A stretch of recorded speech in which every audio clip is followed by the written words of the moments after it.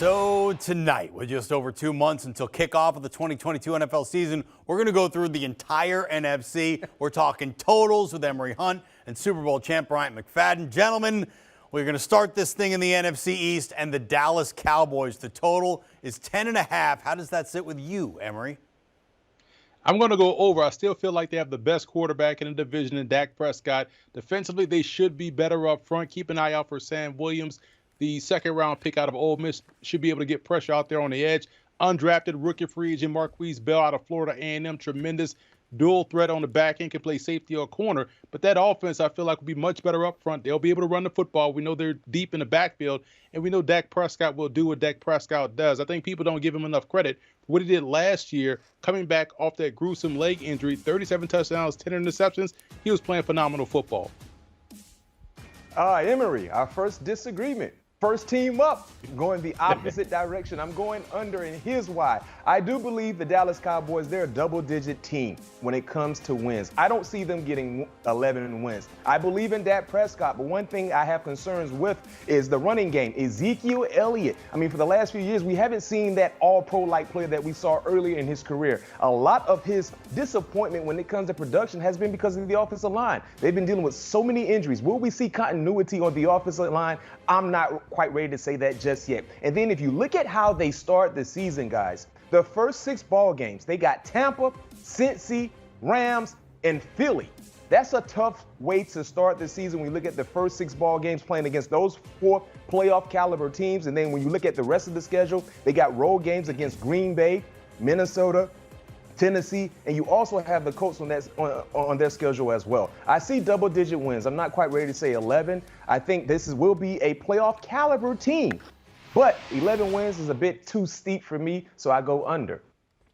And you just saw there, they were spotless in the division just a season ago. Meantime, the Philadelphia Eagles, they picked up a couple of Georgia Bulldogs in the draft. They gave Jalen Hurts, their quarterback, a big-time weapon with the addition of wideout A.J. Brown. Philadelphia's win total at 9. That's what their number was a year ago. So does Hurts break out this season? Do the Eagles go over that number? Let's start with you, B-Mac. Over or under 9 for the Philly win total? Over. Emory said the Cowboys may have the most talented roster.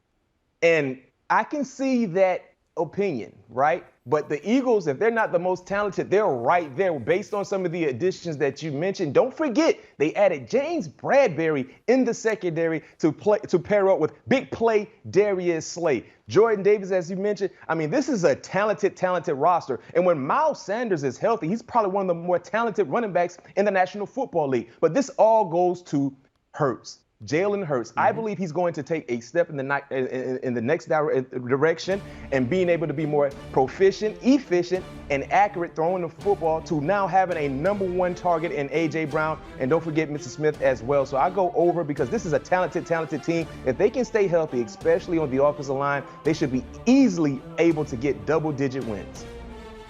I agree with you, B-Mac. This is like Burger King and McDonald's. They're both great. I look at the Eagles just as I look at the Cowboys. They have a young Dak Prescott like at quarterback in Jalen Hurts. And on defense, they got significantly better. That's where they were weaker last season. They couldn't stop anybody. You think about the game against the Chargers. Hurts put that team up with about 2.5 minutes left. That defense let Justin Herbert march down the field and kick the game-winning field goal. So you get better up front defensively. You get better on the back end. You already have a ball control offensive attack. Now you have 2 number 1s. With Devonta Smith and also A.J. Brown with that run game and that tight end Dallas Goedert running down the seam. This offense will be explosive, dynamic. I see them winning double digits as well, so I'm definitely going over. All right, so far, big hopes for the Cowboys, big expectations for the Eagles. Up next, you got the Washington Commanders. They've got a new name. They've got a new quarterback. They've got the same owner. The number is 7.5. Where do you see this going, Emory? Listen, I feel like this is a tricky number right here because I can see them getting 8, so I'm going to go over, but 8 is their limit. That's the max here for me. The reason why defensive line is strong, offensive line is solid. They have solid weapons around Carson Wentz. We know that secondary is going to be much improved again this season. The run game is a bit of a question mark for me, but I feel like this is another opportunity for Carson Wentz to do what he did last season, which was get the Indianapolis Colts to 9 wins. Perhaps Indy wanted him to go over that number. Definitely should have beaten the Jaguars, but I feel like in this division, it'll come down to whether or not they can sweep the Giants or split with them. And if they're sweeping the Giants, I have them going over this number. You talked about that hook. It's very, very scary, right, Emory? It scared me to take the under. And here's why. I don't trust Carson Wentz. I don't. I felt like Carson going to Indy with his former coach, everything was in place for him to be successful. But mentally, we saw some issues with him, and he kind of held that team back. What makes you think he will go to Washington and show up and be the Carson Wentz that we saw before the injury? We haven't seen that guy in such a long time. So I'm a bit concerned. I understand he's probably, when you look at the name, the best quarterback they've had there in quite some time. But based on production, we haven't seen that guy live up to that fulfillment. So I take the under. And I'm going to tell you this much, guys. We will know everything about this team in the first 4 ball games, right? They got Jacksonville to start the season off. They travel to Detroit, Philly, at Dallas. The first 4 ball games will tell you everything you need to know about the Commanders. And in my opinion, I think the first 4 ball games might be a difficult stretch for them. And because of all of that, I'm going under. All right, let's keep it in Division One. Last go of it. The New York Giants have a new coach.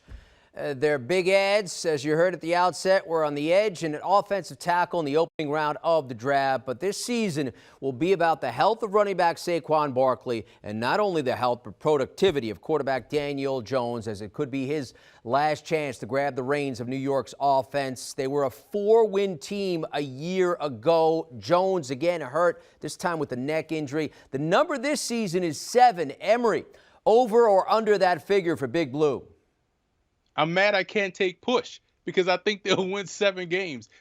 You can still win games by running the football and playing good defense. I think that's going to be the mantra for the Giants this season. They'll be able to run the football. We saw Saquon Barkley start to trust his knee more so toward the back end of the season. This defense got better with Kayvon Thibodeau and company. They should be able to get off the field on 3rd downs. But I still worry about Daniel Jones' consistency and his ability to play a full 16 or 17 game schedule. To me, that's tough. So I'm going to take the under here for the Giants. I'm right there with you, Emory. The reason why I'm taking the under with the New York Football Giants, they have too many question marks, especially on the offensive side. Daniel Jones, question mark. Will he be more efficient? Saquon Barkley, question mark. Can he stay healthy? Kadarius Toney, question mark. Can he just show that he loves football? Kenny Galladay, question mark. Can he emerge to be the big play guy they thought he would be a year ago based on that huge contract he received? The entire offensive line, question mark. Will they finally get better? I don't even have to go to the defensive side because all the issues are mostly on the offensive end, and they have a few issues on the defensive side as well. So when you factor all of that into the equation, guys, I'm taking the under.